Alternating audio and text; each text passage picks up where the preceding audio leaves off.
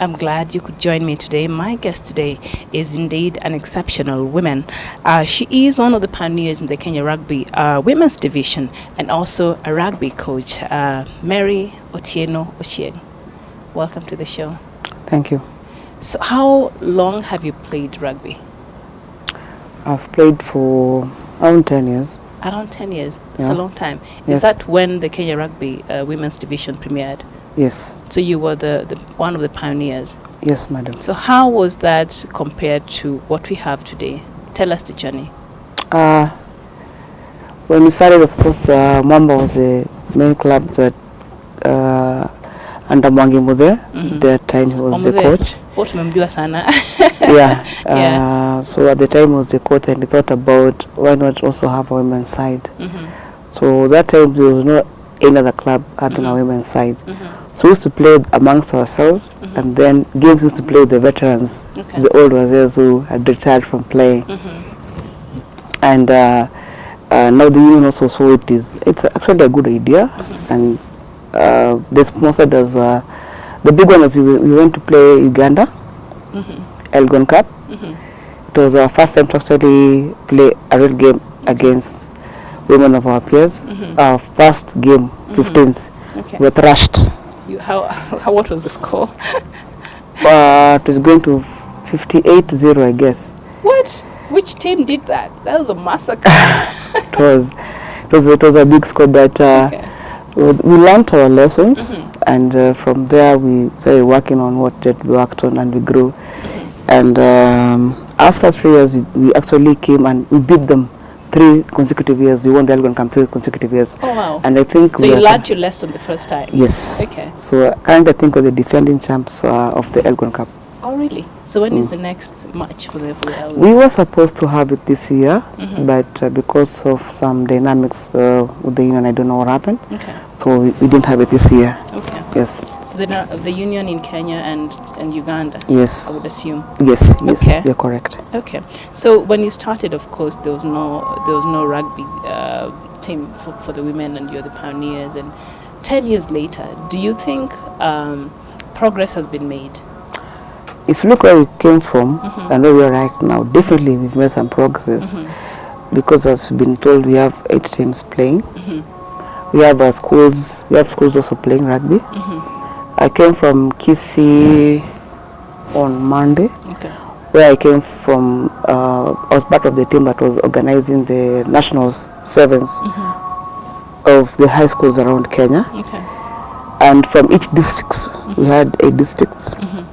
Each district was given 2 of their best schools. Apart from Nyanza and Mombasa, they gave 3. So in total, we had 16 schools playing. Wow. Yes. Nakuru, they emerged the winners. But basically, you can see if you're having high schools of 16 girls playing, and this is 16 schools, where the 2 from each region. It means they had a local regional tournament for these 2 to actually match the winners. Yes. The winner and the runner-up. Yes. Yes. Correct. Okay. Yes. So we've made some great strides, and I think the future is bright. Okay. Yes. So we must be hopeful. I was talking to a colleague of yours earlier, and she was talking about sharing about the challenges the rugby union, especially the women division, is facing, and one of them is the lack of seriousness, the way they handle the male team. I don't see that in the female team. In fact, the people will tell, oh, there's a women's rugby. They'll be like, what? Why? What is the disconnect? What is the problem? I didn't get your question. What was your question? My question was, yes. I was speaking to your colleague earlier on, and she was talking about the challenges that you're facing. The women face as the women, yeah. Right. And there are even people in this country who don't even know we have a women's rugby division. Yes. Because it's not given that much limelight. Nobody talks about it that much. In fact, you guys were at the Rio last year. Yes. It didn't even make headlines, as we only cared. So Kenyans knew a lot about the tracks and the other athletes. Yes. So why do you think they do this to the Kenyan women team? Mbona hawapati that limelight they need, First of all, question is very broad, and you can look at it from very many angles. But I'll say this. One, it's a man's sport. By man's sport, it means more men are playing, more male schools are playing, and two, even at the board we have more men at the board. That's one. So differently, they'll be inclined to look after the boys more than the girls. That's one reason. Number two, you'll even find them, even them themselves, they're not sure if the guys can really play rugby. But you proved 10 years is still Yes, standing. we have. Going strong, yeah. We have, which brings me to the second point, which is everything is tied to sponsorship. Okay? For example, earlier we had the Kenya Sevens, who they played very well in the HSB series until very recently. Yes, so when you have sponsorship, let's say Kenya Airways or the recently Sport Pesa or Safaricom for that matter, once you have sponsorship, it makes even logistics very easy. It's able to actually support more of your players. Able to, once you have this kind of funding, able to actually to grow whatever product you have. So when it comes to the women, we've never had a really good sponsor to come on board and say, I'll take care of the women fully. What normally happens when sponsors come on board, they say, we'll take care of the Kenya Sevens, Kenya 15s, Kenya 19, and whatever else maybe remains, we can throw it. So the women division is an afterthought. It's treated as an afterthought. In case anything remains, then we may. Yes. Yes. So you who have put 10 years of hard work and such things, do you get discouraged?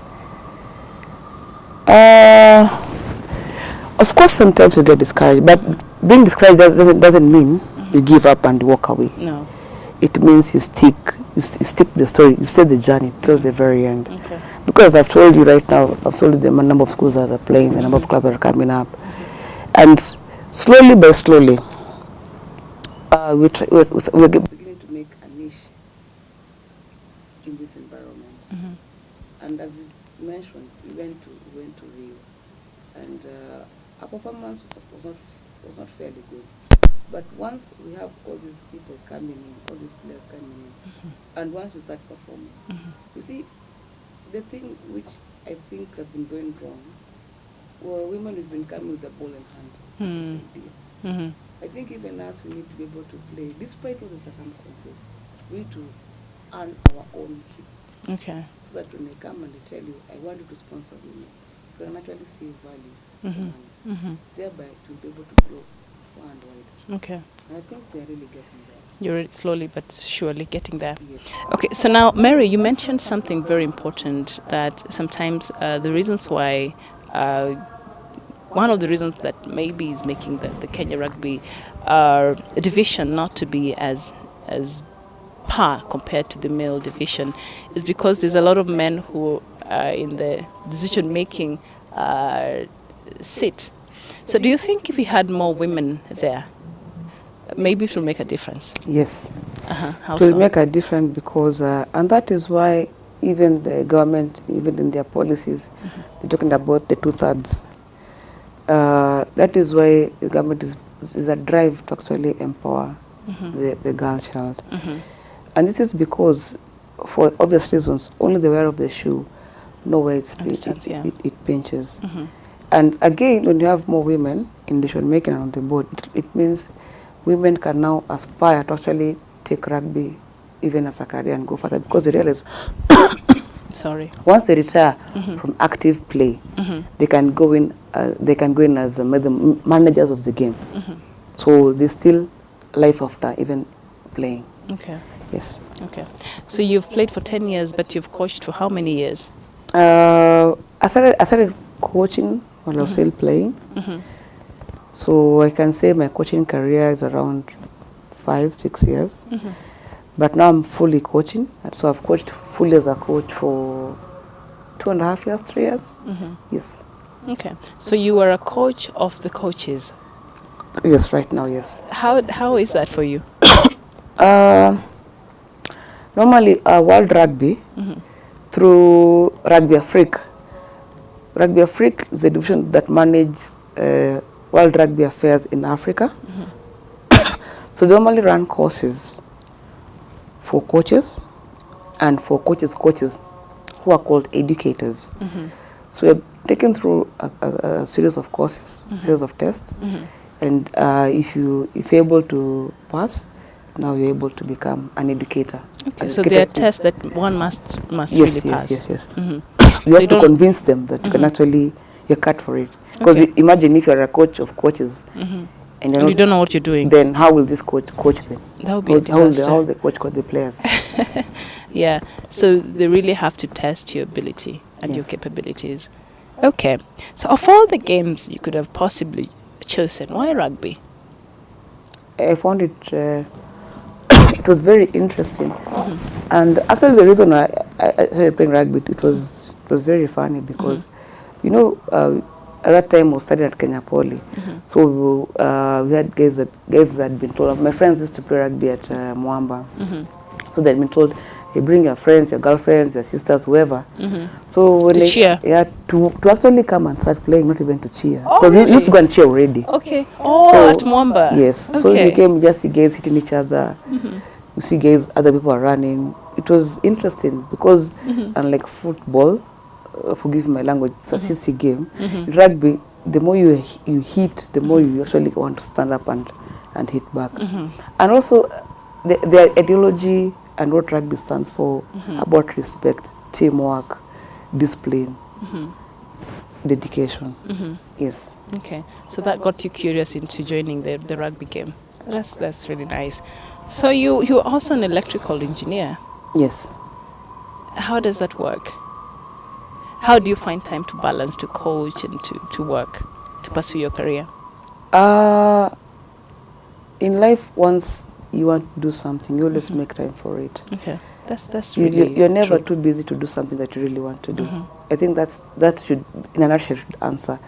But yes, my job is an 8 to 5, and I do my coaching in the evenings and in the weekends. Okay. Yes. So rugby, you bumped into it in college. That's when you got curiosity. Engineering, is it something you always wanted to do as a kid, or how did you get the interest? I'm the fourth born of a family of 6. Okay. Oh, we are 6 too. How many girls? Only 2, me and my younger sis. Okay, as we are 3. My mother thought she's a good mathematician. So all my elder siblings are brothers. Okay. So we used to, basically I used to play boys game. We used to actually break bulbs. We used to go and open the socket and see what is in there. Open the socket? Yeah. Did you realize you're putting your life at risk? How old were you? I can't remember, we were kids. Open the socket, that's a new one. We were beaten. Yeah. Because now you're making me to be very, very curious with my son.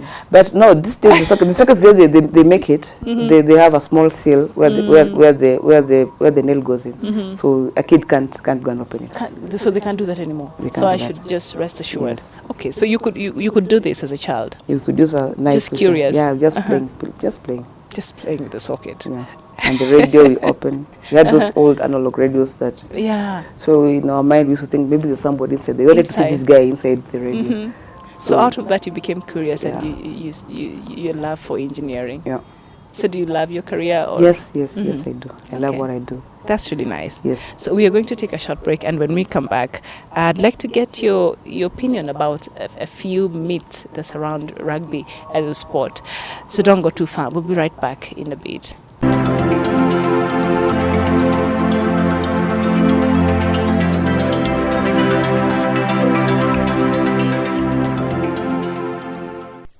Welcome back. In case you missed us, my guest today is Mary Atieno. She is a coach and also one of the pioneers of the Kenya's rugby division. So Mary, there's a lot of myths and that surrounds the rugby as a sport, and one of them is for one to play rugby you must be very aggressive, even in real life. Is that true, or is this a myth? As you said, it's a myth. It's a myth. You see, actually, rugby is one of the sports that actually anybody can play rugby, whether you are fat, short, skinny, tall, lanky. it welcomes it welcomes every body type to play. So it's a myth. Some, yeah? Okay. What are some other myths that surround this sport? There's sometimes you hear it I wouldn't know. Maybe I've outgrown them, unless you ask me. Yeah. So when you started playing, did your family, friends find it to be a bit like, what are you doing? It's not a baby sport. Why are you playing? Were you discouraged? When I started playing, I didn't even tell my family to begin with. So you went But out find out for yourself and then later. so, this one day after training, I had an injury. I think I had a knock on the knee or somewhere. I can't remember. Yeah. So when I got home, my mom told me, that's the end of you and you playing rugby. Mm-hmm. But I went back and I still played. Mm-hmm. Well, the rest is history. She actually came and appreciated that. It really molded me into a better person. Mm-hmm. Yes. I hope the injury was not fatal. No, it was not fatal. Okay, so you were able to recover from it. So which was you played for Mwamba? Yeah. So which was your major game that Mwamba played that you remember? The game that you felt, you know what, this is a different stage. Well, there was a time we had a friendly. It was a sevens game. We actually played it in Kasarani. I won't remember the year. But we had invited Uganda, we had invited Tunisia, Morocco. We had a few other African teams. And actually that's the time, it was a sevens tournament also for the men. It was running concurrently with the women. And that's when people started seeing that actually girls can play rugby, and not only rugby, but good, enjoyable rugby, because the hits are the same, the tackles are the same, the runs are the same. It was just good, proper rugby. Of course, the good thing we emerged winners. It was, winners? yes. Oh, that's nice. Yes, but other than that, the spectators, the fans would come to watch. They really enjoyed. Until the last day of Sunday, when you were actually playing the finals, we were told the girls will play at, I think, around 2. And sort of, most people came to watch the girls' game. And even after, when people were having a drink, they were saying, actually the girls' game was more interesting than the men's game. Okay. Yes. Oh, wow, that must have been very encouraging. It was. Okay. So what's your intention with the rugby and the coaching that you're doing right now? At the end of the day, what do you want to achieve? One of the things I want to achieve, which is already what I'm doing, is to get more girls into the game. And my target is, I'm targeting probably being able to get to coaching the sevens national team. Mm-hmm. And once I get there, I hope to actually bring a cup home. Okay. Yes. Okay. And I see you're so determined, I'm sure that you'll work on it and you'll get the cup home. So there have been a lot of, like say when the elections, during the elections, your colleague was telling me the elections normally happens in cases. He said don't do elections at a go, like say if they're electing the chairperson, it happens once and like that. And I've had arguments, of course, pedestral, may not be well founded, that there's been a lot of politicking when it comes to this election. Is it true? Politics is everywhere. Mm-hmm. There's no politics. What was your question? I don't understand. Is it true that is it just pure, like, are there other motivations? You know, when people sometimes refer to the politicking, it's like there has to be other reasons why we have to have this person in place, not just because he maybe is a good, he can be a good manager, or he can be a good coach, or he can be a good chairman. There are other ideas or reasons of why maybe certain group of people want this person to do that. But even now, as you're going towards election, it's the same thing. Same thing. Other guys want this guy because from their tribe. Other guys want this guy because he'll do this for them. Other guys. So in our small scale rugby, it's the same thing. Other people want this guy maybe because he's coming from their side, or because he's promised them one or two things. So the same scenario, just the same. Different parts, yeah? Yes. Okay. And who's the Kenyan coach for the Kenya rugby side, the male side? I can't remember his name. It's called Namcos. Okay, previous. The previous was Benja. Or Benjamin Nahima, yeah. Yes. So there have been a lot of, I don't know, Mara is fired, he finds out he's fired on social media and things like that. Mm-hmm. Do you think, because there have been arguments that he really put a lot of input in regards to building, especially the Kenya Sevens, and during his tenure, Kenya was seen to do better. What's your opinion on that compared to what is happening right now? Politics of it. Before I answer that question, I'll put a disclaimer. Okay. I also am an employee of the union, Okay. the rugby union. So whatever I say, I'm not. It just be taken with a pinch of salt. Okay. All right. Well, let me start by saying, speaking from a coach's perspective, let's take our Kenyan example. For example, when do players start playing rugby? And I'll digress a bit and compare it to football. You see, if you take football, for example, once a kid can walk, they start playing football outside, even outside there. It's natural. Yes. But that's the body who gets it. Yes. Yeah. Yes.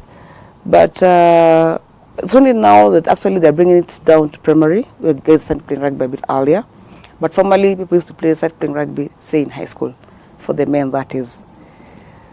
And if you look at the continuum, World Rugby has a continuum of how long they did sort of some research to come up with how long, everything being constant, how long does it take to have the final product, the final polished product. You say this is a rugby player, he's complete, he has this, he has the skill, he has this, he has strength, he has power, he can run.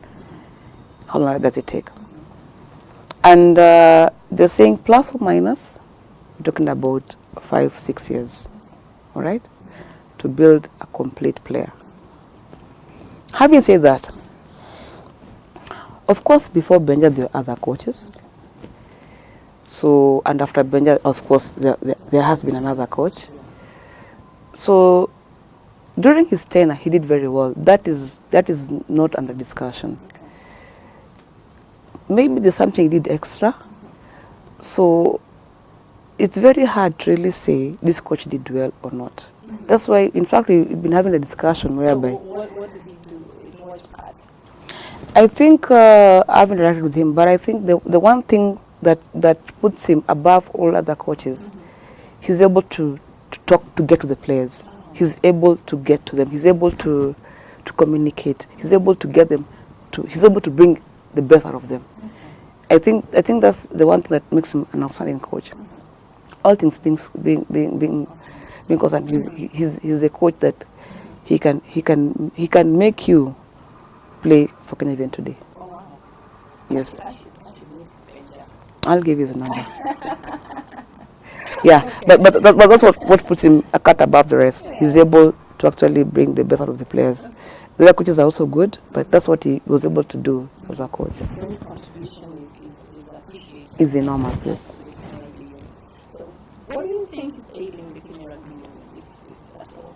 Is there anything? Is there problems that maybe? Definitely there are problems. Number one, the boys have dropped in ranking. The sevens boys. The 15s, the Kenya Simbas, they're struggling. Uganda gave us a run for our money recently, whereas formerly we used to beat them any day, any time. But now they gave us a run for our money. So there are things that they can be worked on. Let me put that. The things that can be worked on. And one is probably once, for example, the coach gives the union a calendar, because that one I know. Yeah. All the national team coaches, all the national team squads, they normally give the union a calendar for the season. They say, this is what you want to achieve at this point. This is what you want. This is what we need to put in place for us to achieve these deliverables. On the other side, probably, yes or no, the union sometimes either delay to start the program because they say, oh, now we don't have fundings, or this or this. Which funding is a real problem? It's a real challenge. Sponsorship funding is a problem, yes. Okay. So if you are not playing rugby today, which other sport do you think you will play? Wow. Rugby. Really? Rugby. Wow. So before rugby, what were you playing? I wasn't playing, I was just eating and hanging around and playing chess. I used to play chess. Oh, you play chess? Yes. Are you good? I'm fairly good, yes. But I'm now a bit rusty. I used to be fairly good, yes. Okay. Yeah. So what are you most passionate about as Mary? What keeps you going? The fact that, actually for the young players, they look up to me. The fact that being a pioneer, actually have a role to build the game, to make somebody down there to give them a chance in life. Okay. Yes, to give these young kids a chance in life. Guys, we even had sometimes we have to help out pay fees. Sometimes we have to help out, pay for them rent. Okay. So giving that little girl, a 16-year-old girl, 18-year-old girl, a chance in life, I think for me that's a big one for me. And sometimes people assume that rugby is one of the myths. Yeah? It's an uptown kind of game. How true is that? As I've just told you, I'm paying for somebody fee. You cannot be. Formally, it was the case. It was played by the non-leagues of the time, the Harlequins of the time. In fact, if you go back to your history, the black team, the blacks which had more blacks, was Mwamba, which was a stem from in machine at the time. But currently, like for Impala, where I coach, we have what you call an academy. Academy, basically we are coaching age grade. By age grade it means primary schools and high schools. And we work with the schools around Impala, which basically we are talking to schools which are not well to do, you see. Government primary schools, talking about local high schools. So that myth is no longer valid. And even if you go further, and when you have tournaments, you find that these guys who are coming from the so-called ghetto, they're actually guys who are better players. Oh, so they only need an opportunity. That's all they need. Okay. Yep. That's very interesting.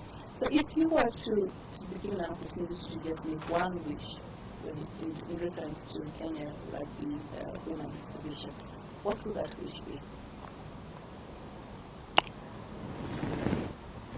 Give them funding. Okay. They'll do marvelous. Okay. They'll shock you.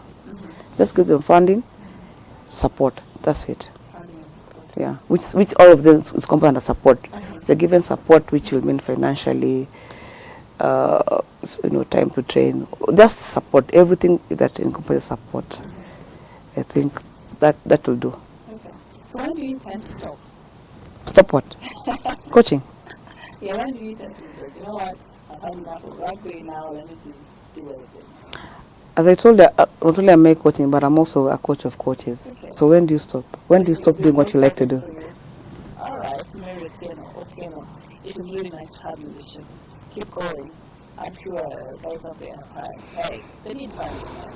Women, you have talents. And sometimes it's not fair the way the women, even in other sports, I've realized.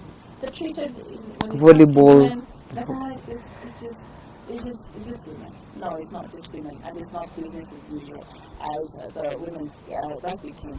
They're here, and they're here to stay, and they're becoming stronger by each passing day. So they need the support that we can keep them. As fans, we attend the matches when you have the matches. You should go there and cheer the same way we do for the male teams. And that way we can help them with the moral support and anything else that they need. And of course, the sponsors, people out there who, maybe you've been doubting. Should you put your money into women's rugby in this country? I think it's the right time. We can do it, and we can encourage them, and you can get return for the investment. True. I'm sure. True. Yeah. True. So it has been a pleasure to have you on the show. And until next time, this has been the Exceptional Women's Show. I am Lena Guto, and thank you for watching.